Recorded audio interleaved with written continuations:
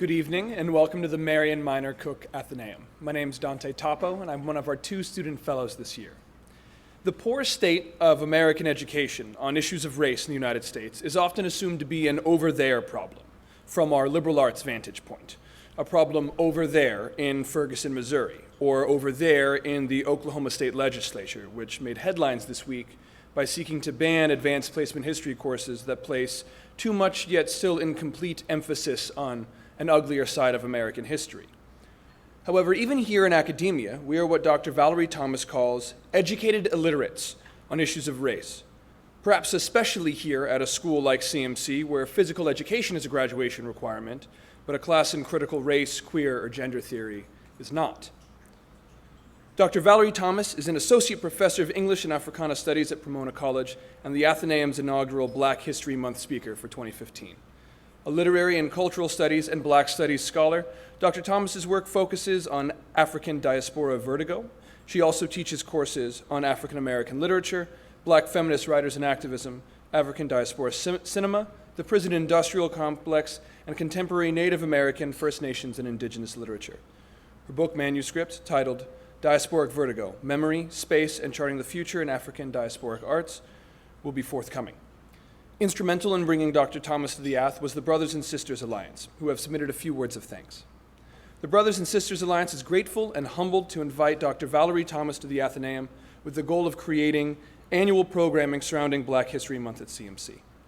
This Black History Month speech will bring together student and institutional support for increased awareness and discussion within the CMC community, focusing on the experiences of African diasporic peoples. The Brothers and Sisters Alliance is CMC's premier Black and Brown student alliance. BSA strives to nurture and support students of the African diaspora and the broader CMC community by enhancing cultural and political awareness, building a strong social network, conducting conscious social events, and through community service. As always, audio and visual recordings are strictly prohibited, and please join me in welcoming Dr. Valorie Thomas to the Athenaeum.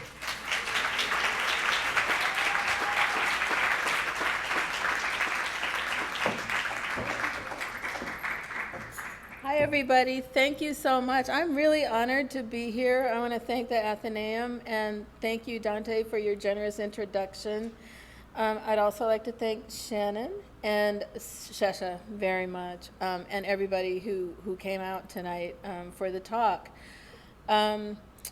I have been at Pomona College since 1998, and so I have frequently attended talks here at the Ath, and it's always such a rich program, so I'm very honored to be now able to say that I've been invited to speak here, and I'm especially honored that I'm a Black History Month speaker, and I would also like to thank the Brothers and Sisters Alliance very much. I really am deeply honored by the invitation. So with that, I'm going to start, and I've asked my friends at my table that if I keep talking over the time where we're going to have time for a Q&A, they're supposed to just give me a high sign, like to stop. So I want there to be time for Q&A at the end of this talk, and I will probably roam around a bit, but I thought I would start with the work that you saw, the experimental video work by an artist out of Chicago named Lee Blaylock, that's a piece from a larger project that she's done that's called New, and it's a stereo test program. She is playing with ideas of sound and the body and distortion, and I just wanted to start there to sort of establish a little bit of a reference point. I'm a lit person in humanities and kind of like, visual studies and art. I'm not so much of a historian. I do a little bit of history. I do a little bit of interdisciplinary work in my classes. I have to in order to fill in things, in order to create that literacy that I was being referenced in the description of the talk.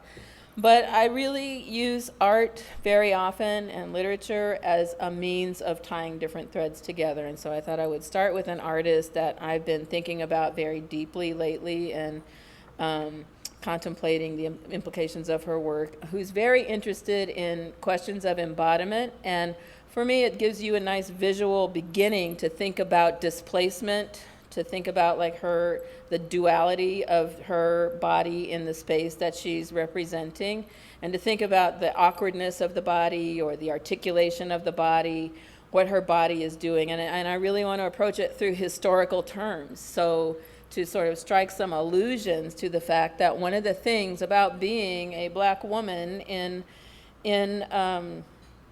the Western world has to do with constriction, a history of constriction, and a history that has to do with not only enslavement, but abduction, dislocation, disorientation, coming through the Middle Passage as an embodied kind of sensibility or an embodied kind of memory. And so that's just a start point to begin a little conversation tonight about the ways in which I'm looking at artists who are thematizing or representing vertigo. So I don't mean Alfred Hitchcock. It's not a talk about Alfred Hitchcock. I get asked that question quite a bit. And in fact, I love Alfred Hitchcock and Alfred Hitchcock's movies, but in the way in which his film, Vertigo, has tended to own the discourse, the public discourse and the popular discourse about what vertigo is for us, I really want to also nag him and trouble him and challenge him, that narrative, because it's so deeply embedded in our consciousness as the story, the go-to story about what vertigo is. I think it's a universal experience that we have. I think it's a universally embodied experience, whether we call it vertigo or not. In other places, in other languages, there are different ways of designating it. But because it's so really much a physical and psychological and psychosocial experience that we might have from one degree, a little bit now and then, to like people who are actually really debilitated by it for years at a time and who are identified as having a clinical condition called Meniere's disease. There's a lot to say about vertigo beyond just the narrative that's in that 1952 film. And for me, one of the interesting things about it is that as an embodied experience, very often it's very difficult to diagnose. And so it can be caused by trauma, it can be caused by disease, it can be caused by physical impairments, it can be caused by a hit on the head, and it can also be caused by nothing. So it's a mysterious condition for doctors to deal with and for clinicians to deal with. If you've ever had it, you might also know that it can register not only as the fear of falling, which we frequently associate with it. So it's that feeling of, when you're standing on the edge of the cliff and like that horrible feeling of like, I'm gonna throw myself over right now. Or I'll be just pulled into that abyss. But also the spinning. So it entails thinking about a multiplicity of experiences, even layers of differently nuanced kind of experiences that involve the bodily sensation, that can involve that feeling of being completely in a 360-degree way off of your equilibrium. It can also involve sound and like the sound of like whistles or clicking or migraines, as well as just that limitation about like I'm on the cliff and I'm gonna fall. And so began to see it in terms of diaspora because of the question of boundaries and the question of crossing from one sort of either cultural location to another, a geographic location to another. And I'm thinking about diaspora in terms of what it means to have to move not voluntarily, but under duress. So it's a bit distinct from something like migration. It's a bit distinct from something like even exile, which kind of the narrative attached to exile often has the idea that there's an intact home to return to, even if you never literally go there. But in diaspora, one of the through lines of diaspora, one of the ideas that's intrinsic to diaspora is that there has been an upheaval, there's been a rupture, there's been a disruption that has caused people to have to get in motion and to pick up mobility for one reason or another, whether it's a natural disaster or whether it's a war or whether it's famine. In the case of the African diaspora, it's the slave trade. But so diaspora might entail the very likelihood that you're never going home, or that home no longer exists, except as an idea, as a kind of like ideal thought, or a memory, but that in fact there's probably not going to be the question of returning home. So I'm interested in, what does it mean to be dislocated, to be disoriented, to be traumatized, and to cross through different phases of having to live and having to also make home again and to reinvent self. Am I speaking too fast? Okay, because I'm trying to get a lot said. So the idea of boundary crossing, I think when we put the body in connection to that and really think about, okay, what is that not only as a theoretical idea or an abstract idea, but what does it feel like? What does it feel like to be somewhat traumatized and in unfamiliar space? And actually that is, in many cases, either refugee space or undefined space, sort of ambiguous space on a shifting border where national geographies, national lines are being redrawn for some refugee populations quite frequently. Or what is it when you're living sort of really literally in the border state? So one of the writers who I've actually found really useful on this topic is Gloria Anzaldúa in her book Borderlands, La Frontera, and she's like a famous Chicana feminist. And so her book is about literally growing up on the border, the U.S.-Mexico border. And one of the lines that I think really connects with this idea that I'm trying to problematize here is she says, she points out the image of barbed wire, and she says, like, this thin edge of barbed wire, this is my home. So what I want to know is, if I'm in that body that exists on that space of barbed wire that separates one way of life from another life, one language from another language, one way of being from another being, one even set of whole different social values and ethics and all that, what is it to be in that body?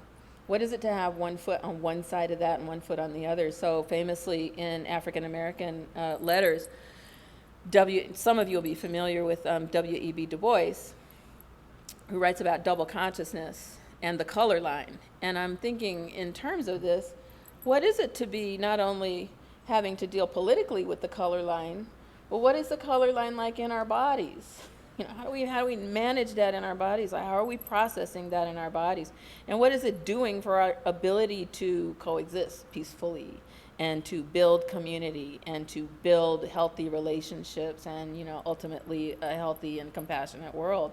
What are the complications of these border existences that we have and the thresholds that we have to cross? And how do we make, in spaces where we're arriving there sort of in parts of ourselves, sometimes redefined, going from being like a person who was in a homeland to a person who's like an illegal alien, or a person who's an immigrant, or a person who's just new in town, or who doesn't speak the language of the place that we arrive. So we're negotiating. My thought is that we're negotiating this really in complex ways all the time. And I just want to be able to seize on this term vertigo as a way to get at some of that, and a way to think about it in multidimensional terms. So, there are moments where, say, when crossing a boundary and that feeling of being a little bit out of place or a lot out of place, or being, having to sort of construct and recalibrate our sense of equilibrium, sense of orientation, can be a really complicated process, but also a really interesting process, and one that yields massive amounts of information, not all of it pathologized. So that's my other bone to pick with Alfred, my friend Alfred. Is that the narrative of vertigo in the film is very much pathologized. It's tied up with all kinds of things like murder and death and this. I began looking around at other cultures. I took Anzaldúa's cue for one, and I also, in reading Toni Morrison, have been dealing with vertigo quite a bit in her work. In many writers, Ralph Ellison among them, James Baldwin, who write about those kinds of conditions, but who also write about it from a dualistic standpoint. So it's not always a pathological or problematic condition. Sometimes it's actually really informative. Sometimes you get information out of the vertiginous situation that you would not be able to arrive at otherwise. And so for case in point, I would say it is comparable to thinking about someone who goes into, say, a sacred trance. So for instance, like the Sufi dervish, you've seen the dervish whirling. They're intentionally whirling. They're intentionally moving themselves, moving their consciousness into a different state, into an altered state, and one that is believed to be using the body as a vessel to connect to the sacred in a way that also distributes the inspiration, the energy, the knowledge to the community through the dance, through the twirling, and through the trance. And so, I mean, that's fantastic. That's incredible. I really am very interested in narratives that want to tell us certain things about what are some of the values of being in that kind of the technical or like literary term that we always use for this is, interstitiality. So you might have heard that term, or if you take an English class now, you have that term. Or liminality, being liminal, being in the fissures, in the in-between spaces of culture and of experience. And so what can be wonderful about that? And then I find that I'm looking at artists, I'm looking at writers, I'm looking at musicians and things. I look all over the place because it crosses all over culture. I'm looking at them for what often comes up in references to things like the crossroads and the archetype of the trickster figure in their work. Is that like, should I explain about that a little bit? Okay, so, it's the figure like the fool who can go and do things like tread into the dangerous zone of telling the truth to the king, where everybody else is going to get like in trouble. But the fool, because they're a fool, it's their job to sort of tell the king, you're an idiot. Okay, you're being an idiot right now. You're like, this is the king, this is the fool, say in something like King Lear, or in the Kurosawa adaptation of that run. The fool is the person who can get away with it, right? They can walk off the cliff and land on their feet. They're the person who's sort of like the childlike, innocent, but also idiotic person. Or like Coyote. Coyote's a trickster. You guys know about Coyote, right? Like Roadrunner and Coyote.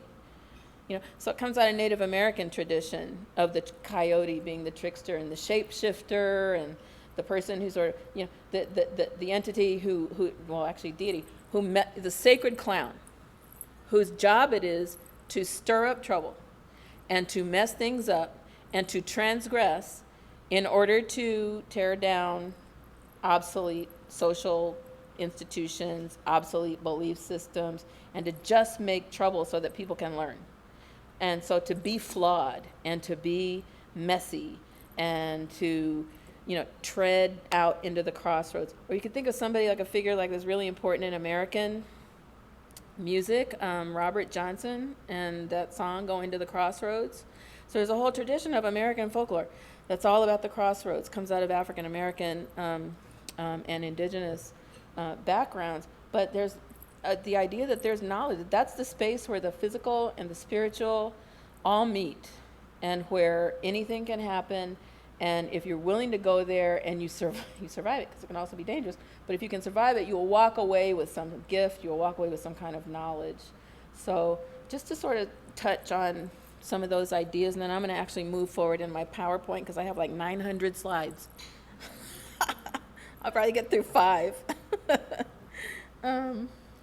Let's see if I remember. Okay. So here's another starting point. I have about 5 starting points. This is another starting point, just to sort of jump around a little bit. So is that readable? Pretty readable? I'll read it for you. 1 fanning mill, 1 red-faced cow, 1 yearling calf, 1 plow, 1 wench named Eve and child. Okay, so you in your mind you should be like, hold on, wait a minute, stop right there. This is a receipt. This is an itemized receipt. There's a woman on there and a child. So this is the history part of my talk tonight, the history part of my lecture, to locate us in the slave trade, to locate us in thinking about what the past did to bodies and what the past, what our institutions, and what our social systems, and what our politics, and also what our ideologies and belief systems, how they manifested was in documents like this. So I read this as a story. I read this as a text. I know that it's a material object and it's sort of like, just an artifact, but it's also a story that tells us in the rank ordering of a person as livestock, in along with the furniture and the livestock, the degree to which dehumanization was happening, and the degree to which a figuratively someone who looked just like every other person who at the time was defined as a human being is being imagined to be an object, and is being, again, I want to get back to that idea of confinement and incarceration, being incarcerated in language, being incarcerated in mathematics, being incarcerated socially, and being incarcerated through violent means, through whole technologies that are devoted to manipulating the body, controlling the body, and with a social contract that says, if you try to get out of this list, out of this place that you're placed in, your life is worthless. So there's no intrinsic value to your life other than as labor, other than as a service object. Okay, so the receipt is interesting to me also because it's a very mundane item. It's very everyday, very commonplace, and yet it's a regime. Okay, it represents a social regime. And where else I'm going to go in this talk, by the way, when I started with Lee's work, I'm sort of going to be talking about history through the means of thinking about the black body and black presence. And you could even sort of tie this into the idea of Black Lives Matter right now, because we're rehashing some of this territory that we thought we went over already. But I'll be also thinking about the future. And one of the courses that I teach is Afrofuturism over at Pomona. You're all invited to come and be in the class.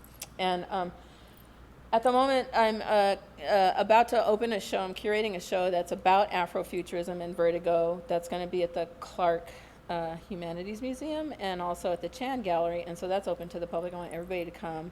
And you get a lot of visual representation of what different artists are doing in terms of Vertigo. But the futurist standpoint is very important, because when you look at this listing, what I want to say about it, and you can argue with me if you would like to, that part of the story there is that body, that woman who's being referred to as a wench, and her child, they have no future outside of this narrative. So this is an entity that is thought of as not quite human, subhuman, not having culture, not having religion, not having art, not having sentience, not having consciousness, not having a history, not having a religion, and also, importantly, not having a horizon, not having a future. The horizon is defined by the borders of that piece of paper. So it's not a good place to be. To go outside of it is to transgress. In other words, to attempt to be a human being is to transgress. To attempt to have a community or a family. We're talking about a situation, I don't know, I'm going to give you a little footnote about the Middle Passage. This is a little history I can sort of slide in. So the Middle Passage, the transatlantic slave trade, this has to do with one of those things that I mean by educated illiterates. And I don't mean to be mean to anybody when I say illiterates. I just mean to sort of go this is a central fact of American cultural development, the slave trade. But I can tell you the numbers of students who come into my classes or people I interact with on a daily basis, when I say Middle Passage to them, it's like that. It's sort of like that look of I think I hear something. I don't know what I'm not going to say I don't know, but I don't know. Or diaspora, or triangle trade. Much less what did the slave ship look like? What was going on with the slave ship? How many people died during that time, over that space of time? In Toni Morrison's book, Beloved, her epigraph at the beginning of the book, the way we enter the book is through just the phrase 60 million and more. This is a Holocaust. So then in interviews, somebody finally asked Toni Morrison, well, what does that mean? Why do you have that random number there? She says, not random at all. That's the number of people who are estimated to have not made it to the New World. That's the number of people, 60 million, over the course of those hundreds of years, who were lost along the way to illness, to murder, to suicide, to starvation, one thing and another. So that's in the water. Those are the people who perished in the water, or on the trek from the inland part of the continent of Africa to the coast. So between like being captured and being transported on those ships, but sometimes the journey is 2 or 3 months, and people are packed in so tightly like sardines. There's some images of that, I think, as I go along in the PowerPoint, you'll see. But as people are packed in so tightly, because after a while it's a science, and the transporters, the people who are the merchandisers, the merchants on the ships, they calculate. It's a matter of insurance coverage. They calculate half of them are going to die. So we have to overpack the hold because we have to arrive with cargo. So there's an interesting scholar who has a book that's just called The Slave Ship. And his thesis in this book, it's like a kind of like an ethnography of the slave ship during the Middle Passage. So he figures the slave ship as a factory in which individuals, Africans, are literally reconstructed as property. So it's a factory-making venture on those ships. But part of the collateral damage in the process of this construction of people as property is that there's going to be a high death rate.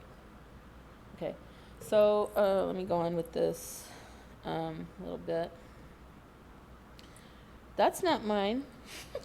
Hello, Billie Jean. She's not in this. I don't have any beef with her. I love Billie Jean. Okay.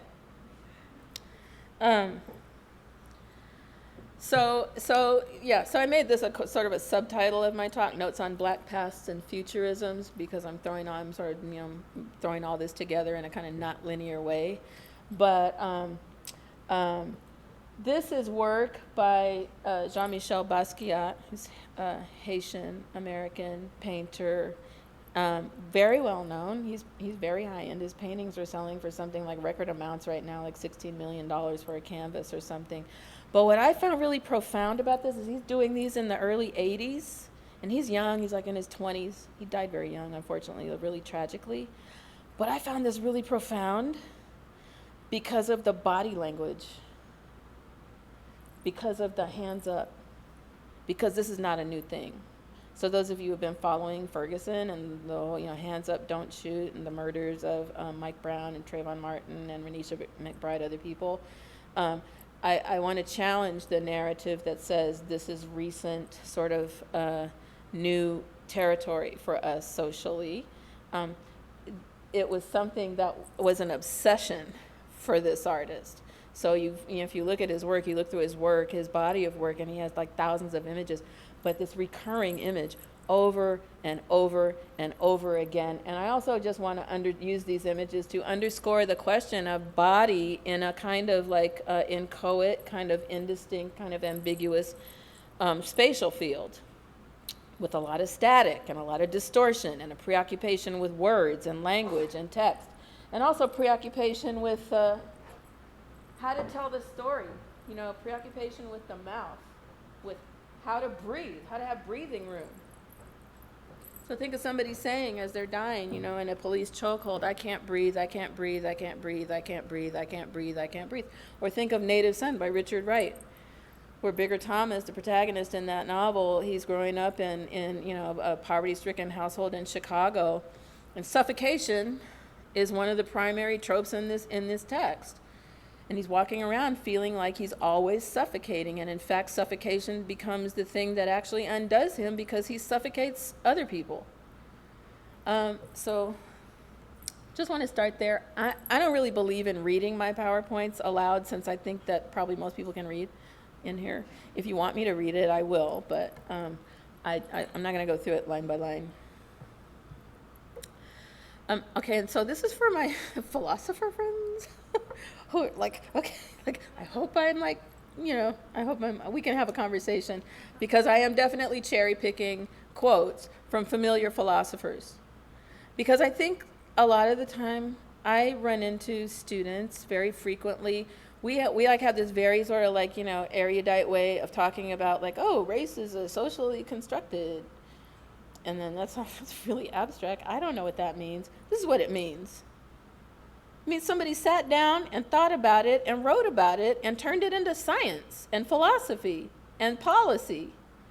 So in other words, these things come from a place. They don't just happen in the clear blue sky. They have history, they have lineage, and they have dialogue, and they have vetting, and they have peer review, and they have validation. And they are up for questions still. I think they should be. So we wonder about what is this connection of like being in a black body or having the markers of race of a certain hue, certain skin tone. What does that how does that get computed to have political meaning and to have social meaning and moral meaning? This is how it happens. Somebody connected those dots and went like, this is a fact. These are the facts of the matter. An expert here. I'm Voltaire. I'll do that name. Okay. So there's a bunch of these. This is talk about, I'm just going to mention a few sort of high points, right? This is talk about physiognomy, facial features that are connected with the non-human, because the human is being defined in this time by these philosophers. And these are the philosophers of the Enlightenment. Humanity is being contemplated, is being poeticized, and is being conversed about in these terms, through these terms. And it becomes very important to decide who is a civilized human being and who is a savage other, who is superior, who is inferior, who carries culture, who is needy or lacking. Okay, and all I want to say is like this, the history of this exists in details. So, the language is not innocent. When someone's hair is characterized as wool, it's not intrinsically wool. Is being named. Things are being named and categorized, and taxonomies are being created. Lists are being created. Identifications are being created through language. This to me is like sort of like the charge on language. So for me coming at it as a literary person, I'm really interested in tracking and close reading the terminology. How does lips come to carry some kind of like social implications, some social meaning, some like relative meaning about like the worth of a person, or an indication that a person lacks a Christian soul, which is some of the ideology that goes along with this scientific racism. And that's what this is. This is sort of like, it should be making you uncomfortable. Like, I hope everybody's squirming a little bit. Like, I hope you're feeling a little bit like vertiginous in a way. I want to create some discomfort and shifting, maybe shifting in your heart or shifting in your chair around this.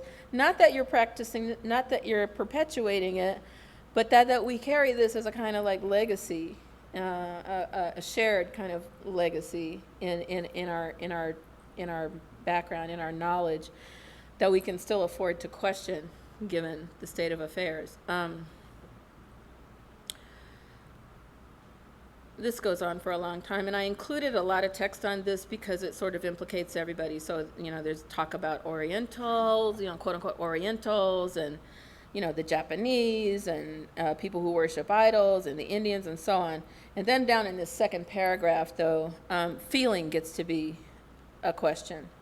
So the identification of not only certain bodies with valid and sincere feelings, having a complete emotional palette, like a spectrum of emotions that's within the body that accurately reflects virtue and morality, as opposed to the body that lacks these things. There's really like a very kind of direct correspondence and identification of lack through this language.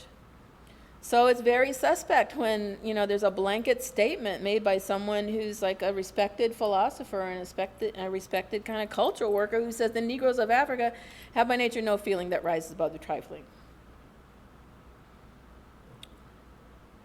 That is a body without consciousness. It's the beginning of a construction of a body that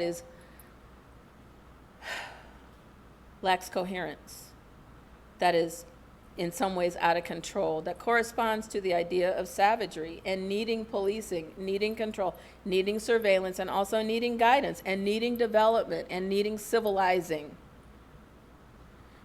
Okay, so I'm going to just run through these because it's quite a bit, and I want to get moving. Okay, so Cuvier. The point of this slide for me is to bring all of that, what I was just talking about, and align it with aesthetics.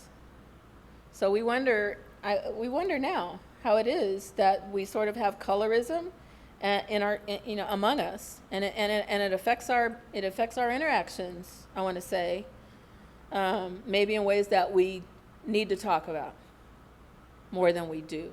Maybe in ways that shame us to talk about, but you know what? You can only sort of process it if you're willing to talk about it with somebody safely in some kind of way.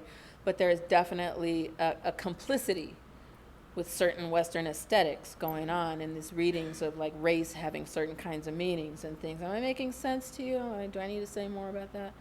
So, and this image, a woman with iron horns and bells on to keep her from running away. So this is from the 19th century. This is a black woman who's a slave, and that contraption, I find ironic from 100 different angles.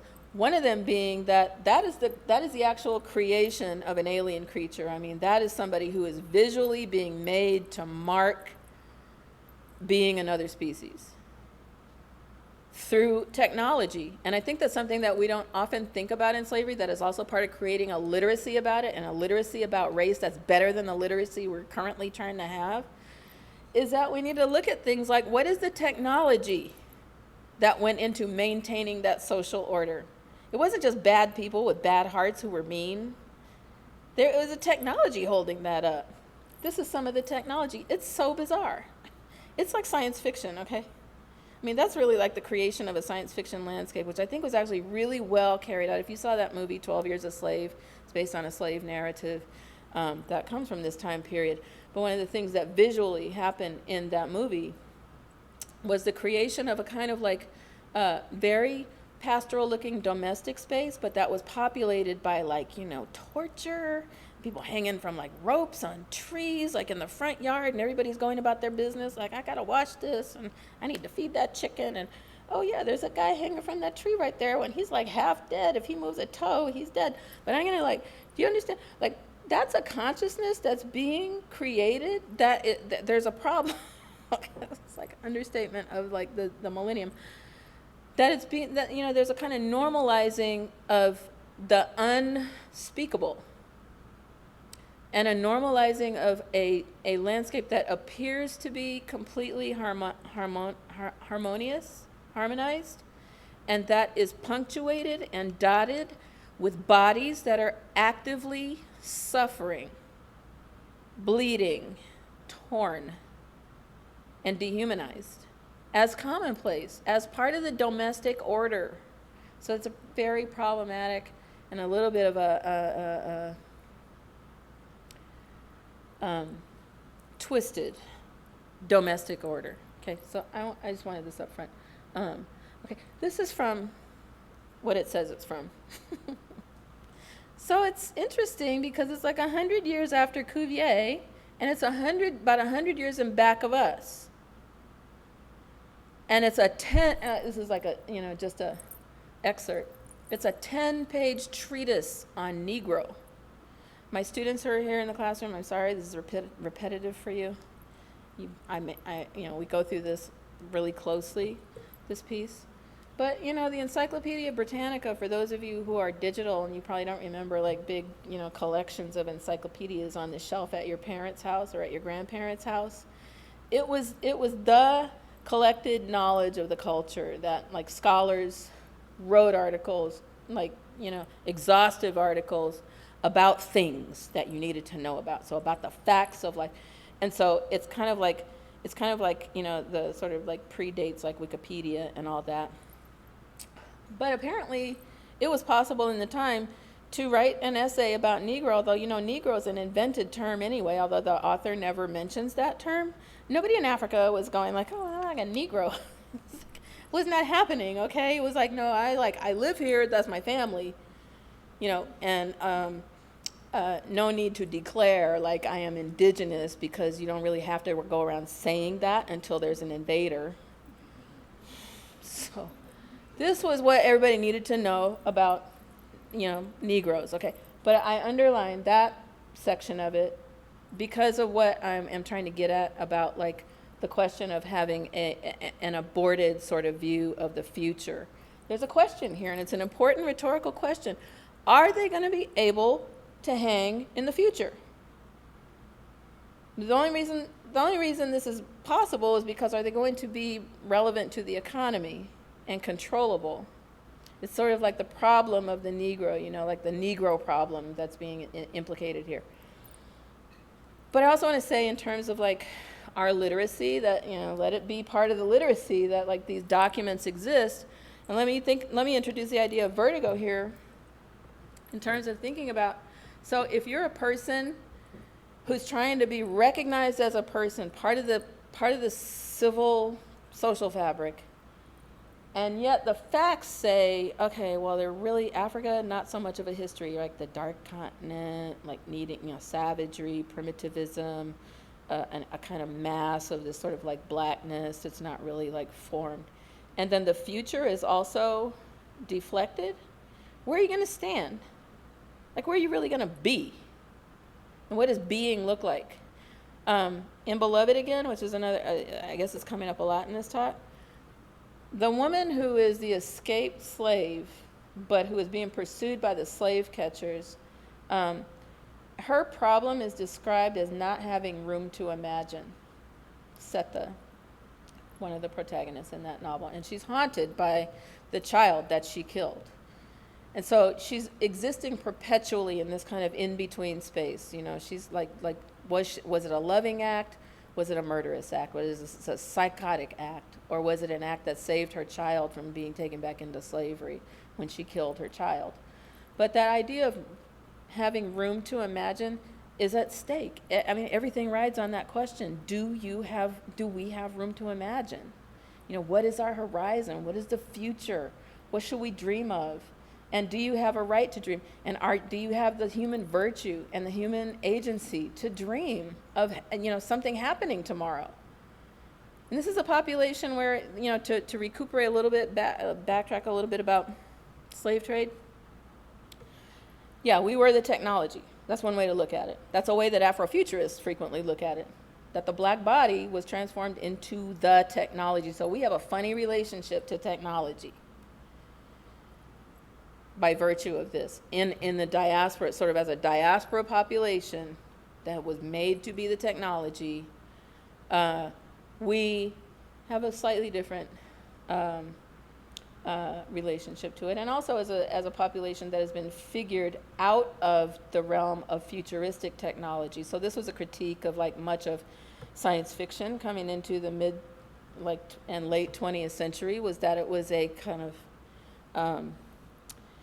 sort of mono-cultural, mono-hued white world, white future being imagined.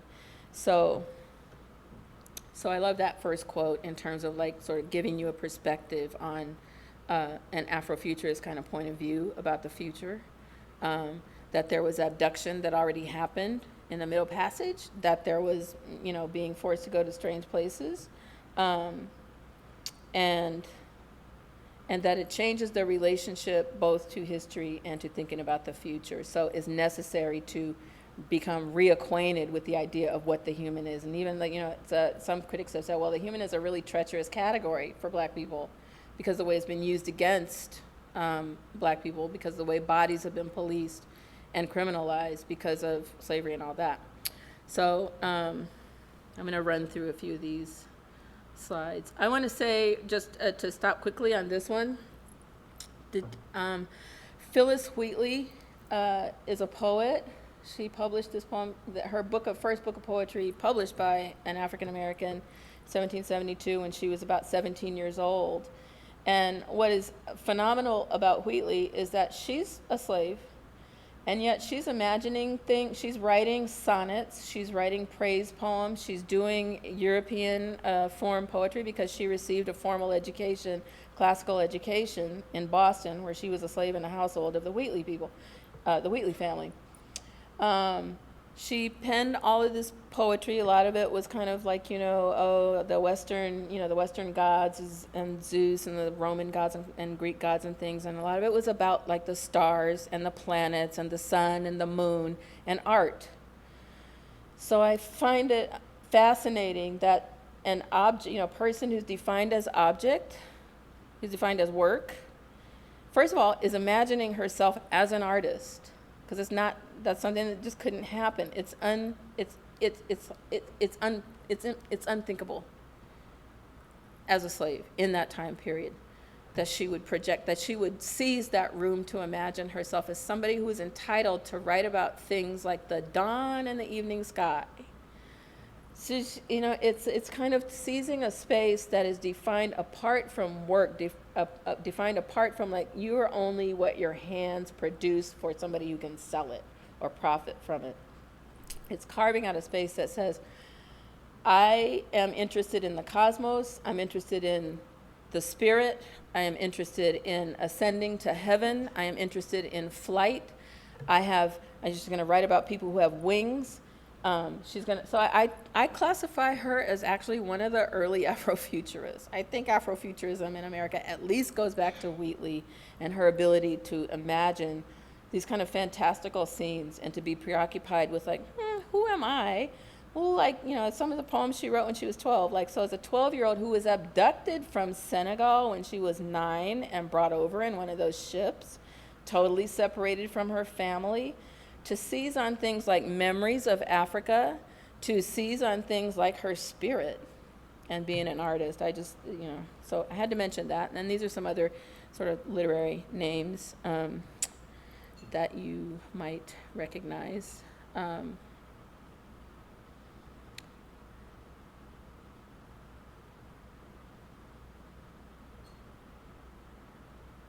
So my counterpoint here is looking at Erykah Badu, who's in the middle with the poodle, and Janelle Monáe, who some of you probably are familiar with her music, just in juxtaposition to the bodies that are chained. And to sort of think about the leap and the reimagination it takes to move from one state to the other. And both Erykah Badu and Monáe, as neo-soul artists, very invested in narratives of reconstructing the self. And so you see, like, Janelle Monáe, part of her sort of narrative is that it's kind of a neo-slave narrative. So she's an escaped slave in Metropolis, and this is a reference to the Fritz Lang 1927 movie Metropolis. But you can see that, like, even her headdress is kind of combining the idea of the cityscape along with her body. And in Badu's case, I just think she's doing a lot of interesting thinking about being in a black female body. So I'm not going to go into a whole lot on that. I did want to connect the Erykah Badu and the poodle image to this image by the artist Renee Cox. This is called The Black Housewife, and it's in a series called Black Desperate Housewives. So she's being a little bit ironic and a little bit sarcastic. And, so much kind of conflict and tension in an image like this. But one of the things that's happening amongst artists right now is creating these dialogues from one piece of art to the other. And so I want to say that Erykah Badu, in her video where she's walking around with the poodle, is very consciously making reference to Renee Cox in this earlier work and wanting to call attention to what is that domestic scene like. And even with the poodle, Donna Haraway is a theorist, has a very interesting theory about animals, and especially companion animals, as cyborgs.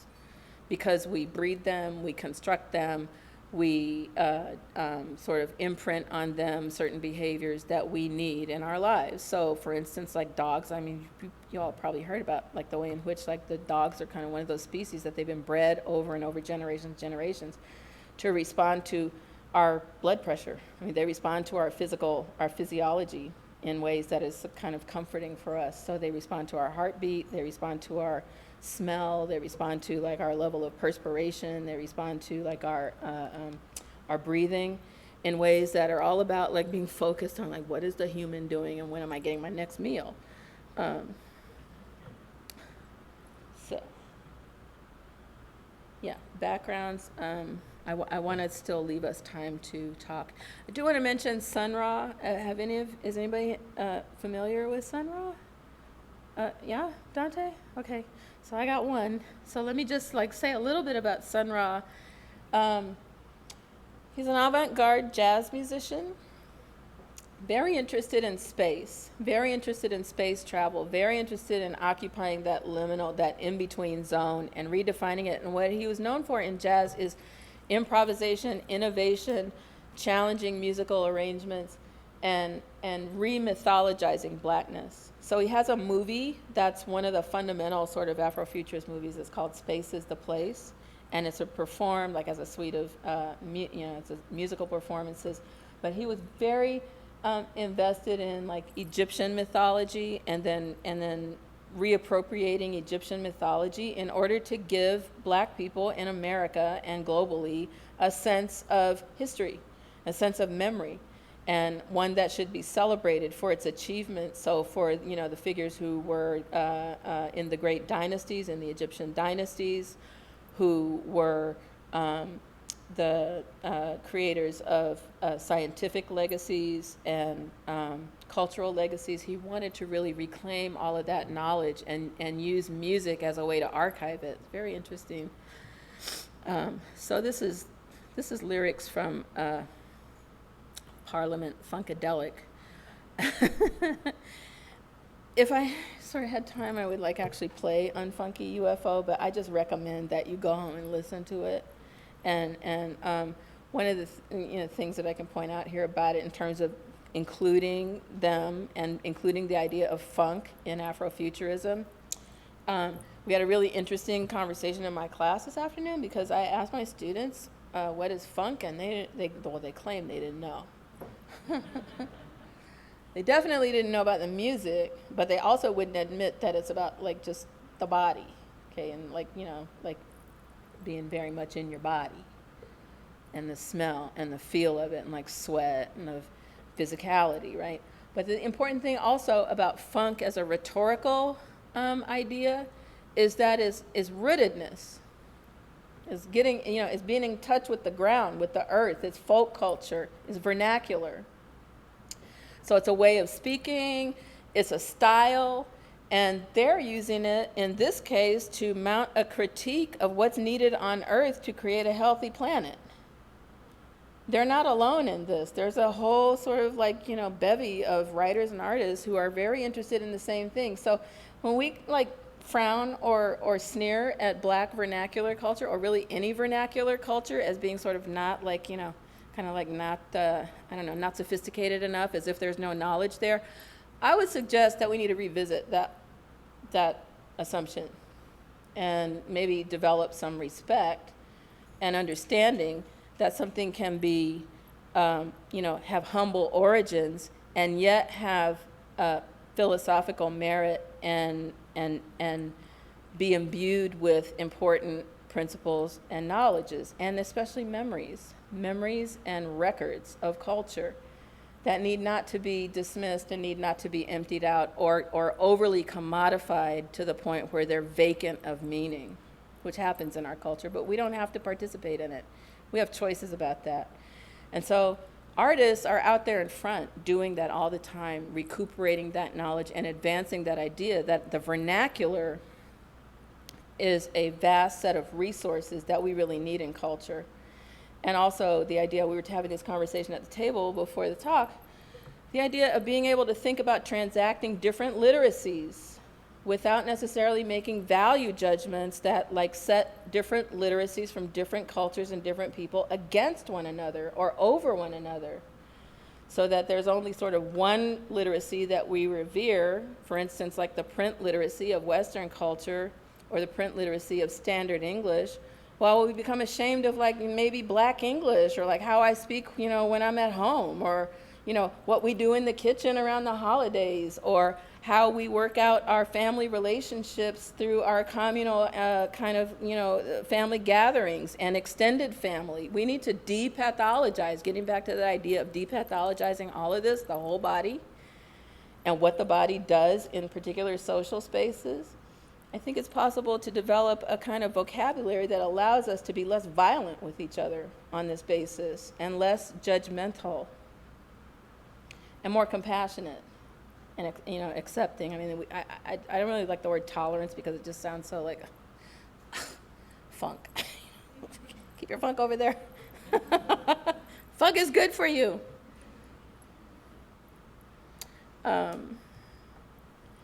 Okay, so Ornette Coleman, I'm just going to shout out a few names, okay? Ornette Coleman, Dizzy Gillespie, Bird, these people in the jazz luminaries who are also thinking. A little bit more Basquiat with the arms, you know, arms up. Okay, and then this is probably where I'm going to be close to winding up, is to juxtapose a lot of images of the past around the idea of why we need to think about reconstituting the Black body and revaluing the Black body, because there really are ways in which there was so much violence historically visited upon the population that came through that transatlantic slave trade, and this is some of the visual record of that. And I put the Basquiat image in the center of it to reiterate the idea of orality and to create tension between those historical images of not only suffocation, but literally like silencing, cutting people off from the ability to imagine, to speak the self into existence, and to be trained, to be conditioned to think of speech, to think of voice, to think of expression as being inseparable from punishment. So I want to have that tension exist and have us contemplate it. Think about what that means, especially think what it means in terms of how do we locate ourselves in relationship to other people and in social spaces, and also in language. And how do we translate this? Because this also has everything to do with narration. How do we tell this? How do artists tell this? And what do they tell us about it? And some of the things that Basquiat is telling us about it in this painting, I think, would have to do with just, you know, the power of orality. I think people sort of look at his paintings and go like, that's really abstract. I have no idea what it is. But when you break it down to elements and you look at things like those bars and they happen to be around the head, you should be, you know, maybe considering that message. So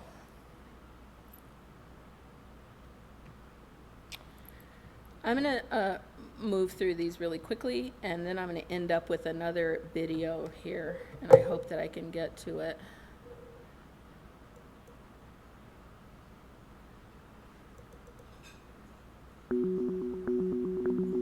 Good evening. Good evening. This is the voice of the gods. This is the voice of the gods. In the next 10 minutes, we will take you to another world. It's by Renee Cox as well. Meditation. Turn off your mind. Turn off. It's called Sacred Geometry. And take a deep breath. And relax. It's like the Vertigo mother load.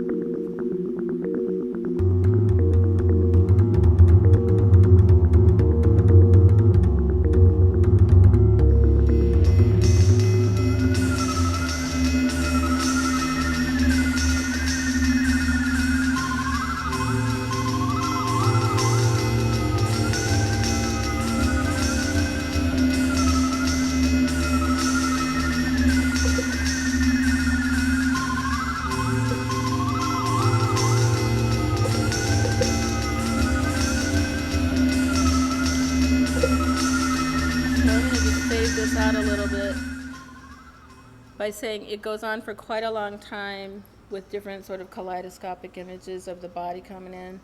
But I really would like to say that we should also be aware, or can potentially be thinking about the creation of sound and how artists, musicians, performers are implementing technology, and especially digital technologies, in visual terms and in terms of like creating different soundscapes. And there's a whole conversation there. And I'm going to end up on this last thing because I don't want to run this for too long. This is my final gesture toward history. It is a Black Gnostic poem called Thunder Perfect Mind. It's 2,500 years old. I'm going to just read you a few lines from it because that's as far back in history as I can really go in this talk. But just to give you a little fragment. It's imagined as being spoken by ISIS or someone like ISIS, not ISIS like the terrorist organization, but Auset, the Egyptian creation goddess. I was sent forth from the power, and I have come to those who reflect upon me, and I have been found among those who seek after me.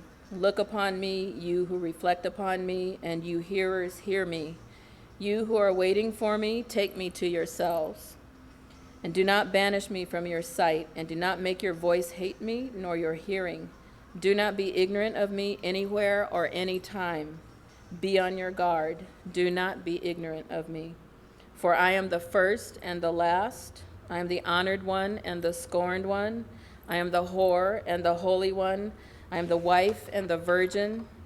I am the mother and the daughter. I am the members of my mother. I am the barren one, and many are her sons.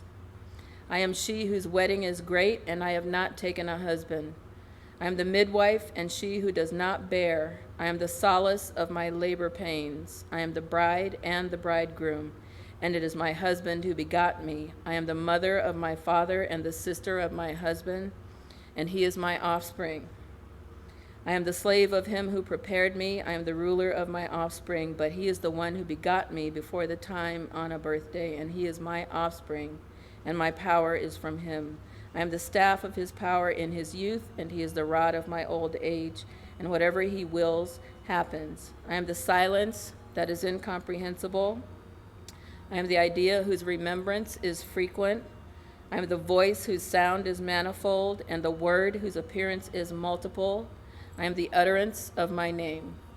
Okay, I'm done. Thank you.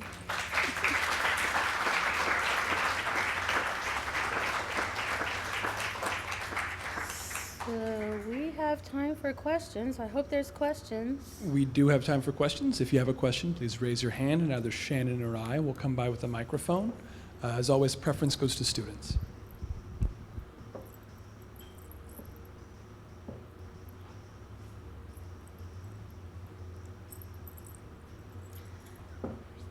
Okay, great. Thank you. Hi.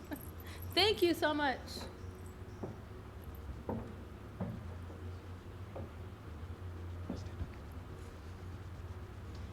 So, sorry, this is probably a little bit loaded. One of the things that I constantly see in the US is a culture of selectivism. This idea, like you said, how you start to talk about a topic and immediately people kind of start fading away, especially when it comes to Black history in America.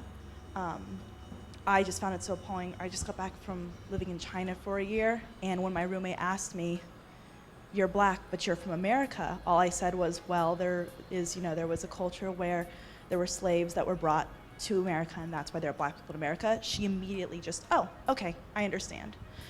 However, in the States, when I start to talk about Black culture, or when I tell my white friend, my grandma she was a Black Panther, she immediately says, that's not the way to go. That's not right. And she kind of just immediately dismisses it. How can we start to fight that kind of culture where only certain parts of it are good, and why can we not have a more open discussion? And if you don't mind me asking, because you were mentioning that you teach a class where there are some more controversial topics that come up, how receptive are your students? Great. great questions.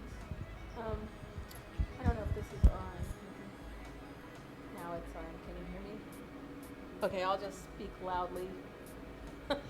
Okay. Hello. Hello. All right. Thank you for that question. I think we have to think consciously and mindfully of developing, like I said, literacies, and calling them literacies, and demanding that they're recognized as literacies, and be able to make your case and point out, a kind of different point of view about history. I think, even though I joke about, like, okay, I'm not a historian, but it's crucial, and I think it's shocking the degree to which in this moment we are deprived of historical information. So you have to dig for historical information. You guys are very, as an audience, I think, really privileged, and I'm not talking about in the conventional terms of privilege. I'm saying that you have access to all kinds of information that other people don't have. And the majority of the world is not able to attend college. The majority of people in the world don't have 4 years of time to think about ideas and gather information and, like, contemplate. The only other place you can really do that is if you go, like, to a monastery. So to me, it's a sacred actual task to be a knowledge gatherer, and to be calm about it, and thorough about it, and angry when necessary, and to not amputate the anger, because anger can be productive. We need to also think about who gets to have anger in the world, and who is policed about their anger, right? And so, Audre Lorde, the uses of anger. Anger can be a very productive emotion if we don't get into the kind of shame mode about it, and if we aren't fearful about it. And yes, there's ways in which, like, there's a kind of presumption of threat when, for brown people, let's say, okay, or for marginalized people, or for people who are different or perceived as other. And so that might be something to have to confront, but you can break it down. I mean, you're like, you do have so much wherewithal. And also, I think community. I think you have to have, I think we, not you, we have to have people around us that we can actually speak honestly with. So I think that community and support systems are crucial. And for me, this may not be for everybody, but for me, it's entirely crucial that the support system is like extended family, and it's also people outside of academia, okay? It's like grounding, but it's also a multiplicity of experiences. So again, about that judgmental thing, like, I think unlearning being judgmental, which is a trick for academics, because that's what we do. We walk around being, that's like our trade, is to be judgmental and to be analytical and hypercritical constantly. But I think it pays to be able to develop the capacity to know when to turn that off, and to not use it as a weapon to belittle other people too. And the things I think sometimes, like, that thing that Dante mentioned, me talking about being educated illiterates. So I think that we can become literate about things like our anger, and mine that emotion or other emotions, or just how our bodies feel, for what they're telling us about what we know or what we might need to investigate. Like, I think it's useful. I think it's valuable. I think there is virtue in it. Am I answering your question? No, you are. Okay. And then you asked about my students. Like, are they receptive? Yeah, just because, I mean, as someone who is a student at CMC, I see, obviously Pomona, I've noticed that there's more open dialogue amongst students, and they're more talking about being PC, politically correct. For CMC, if I were to have a conversation with someone who is not from my background, which already covers a lot of things, but if I have a conversation with someone who doesn't understand where I'm coming from, they will look at me and kind of go, okay,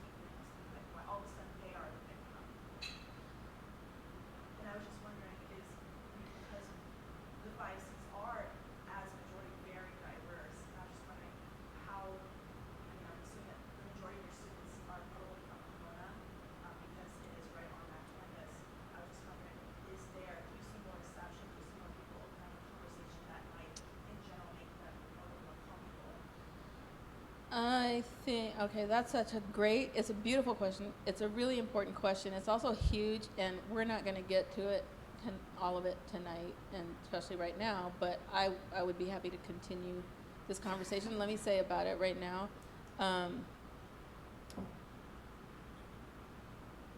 We need to look at the systems that we're in and understand that there's sometimes where a system setup is such that certain conversations, like I look around and I go like, well, where's the space for the conversation that you want to have? We have it right now, but it's a temporary space and we're on a time limit. Like, I'm happy to talk about this stuff forever, really, especially like with people who, you know, like really engaged and invested and bringing as much energy to it. But we don't have this space all the time. And I'm fortunate that I have a job where I get to have these conversations. And so, but to look at it in structural terms, my classes are not really required.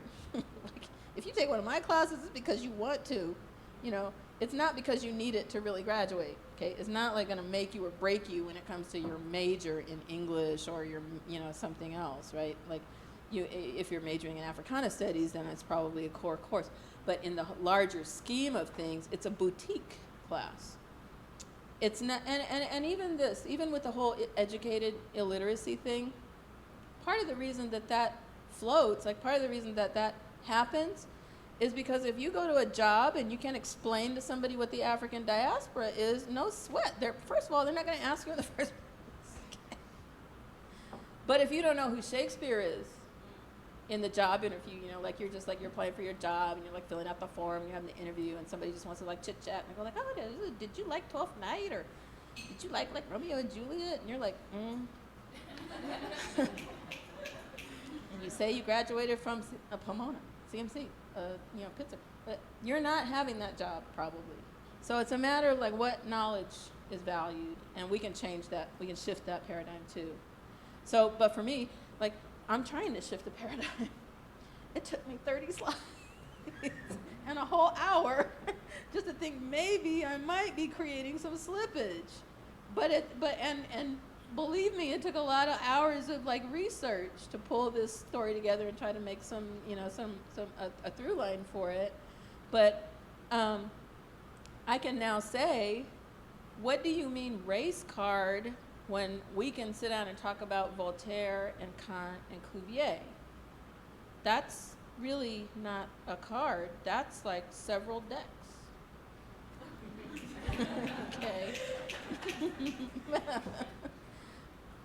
So, but there's much more conversation. Also in my classes, let me tell you something.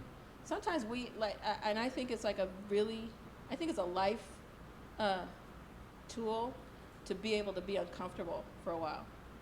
And we exist here in a space that we have a lot of comfort all the time, right? So if I like get a hangnail, I'm like, like, it's killing me. But really? So I think some intellectual discomfort and some intellectual curiosity is okay. Like, I'm fine with people being uncomfortable in my classes. I mean, I don't want to hurt anybody. You know, I don't want to traumatize anyone. But being able to sustain a certain level of like, you know, this is like makes me angry, or I'm sad, or I'm like, you know, giving me like a cramp in my stomach, or it's making my shoulders hurt or something. Well, I think it can be good to get in tune with that. And also, then we can do something about it to be in tune with it, right? So some conversations, you might want to be in them for a minute, and then if they become toxic for you, you might need to leave. So that's the other component. And what I mean by we can do something about it is, like, if I'm in a class, like, sometimes I notice, like, my students, like, if we're on a really controversial topic, everybody's like, you know, and you can't help but notice, like, when there's, like, 15 people or 20 people in the room, and they're all like, you know? And so then it's time to, like, okay, breathe, damn it. You know? Like, actually, and then people start laughing because they're like, what do you mean breathe? That's not intellectual. And I mean breathe. I mean, like, and just feel like how, like, great that is. And it will change, it can shift the whole conversation. If you can make people do 3 breaths like that and sort of come back and actually refocus, you might be able to go a little further with the conversation. But it's also totally legit, and so this is the other thing I was gonna say. There's a way in which people of color, like students, there's a hidden fine, like, and actually it's not even fine print, it's invisible print. And it frustrates me that my students are very often in the position as students of color of being like the capital D diversity, right? And like being consultants and not being paid. Like, what's wrong with this picture? Right? I mean, really, I know students and there's probably people in this room, right, who are like, you know, good at having these conversations, good at what they do, have thought through, have taken the classes, and can do the whole thing. I'm like, in what world do you not get paid for doing that? Come on. Like, this is not like, you know, that lady, you're not that woman with the thing on her head with the bells. And you're not obligated. So there's times when it's okay to say no. There's times when it's okay to just be a student, like any other student, and not do that work. Do that work if you choose to. Do it if it's strategic for you and you know that it's going to be productive, that it's going to achieve some ideal that you have for it. Do it. But don't feel like you're like on a hamster wheel, like where you have to show up for every diversity event. Like, I really appreciate and love you all for showing up here tonight for this, but you can't show up for every panel, can't show up for every photo op, can't show up for every like conversation with somebody who doesn't want to get it anyway. And especially if you know that it's a person who's like just messing with you, who just like, they're not invested in trying to get it for real, let somebody else talk to them. But send them to my class. You know, or somebody's class, you know, or somewhere that they can get that conversation without it taking like something out of your hide. And I say all that because I was a student too at a huge university where I walked through a lot of this, and it can be really exhausting. It can also be really toxic. And that's the other thing. If you choose to engage, and you're in that mode where you're like running through that gauntlet, you have to regularly like do self-care. And I don't mean have like an extra slice of pizza. I mean, like, you gotta detox, you gotta exercise, you gotta hydrate yourself, you gotta be around people who lift your spirit up. You gotta like sometimes like lay down on the ground and put your heart on the ground, you know, to get reconnected, or go for a walk, you know, or do something physical, or just be with people who love you and who don't demand that you perform, but you know, you can just be with and laugh, like be with your people, be with like your folk, and just be goofy and laugh. I couldn't get through one single class with I couldn't do it, even get through this talk without being goofy. I have to. It doesn't mean I'm not a serious person. I am serious about this. I'm serious about all this. But I will not be amputated from my sense of humor. Oh no, never. Not happening. I need it. It's like a survival thing, sanity thing.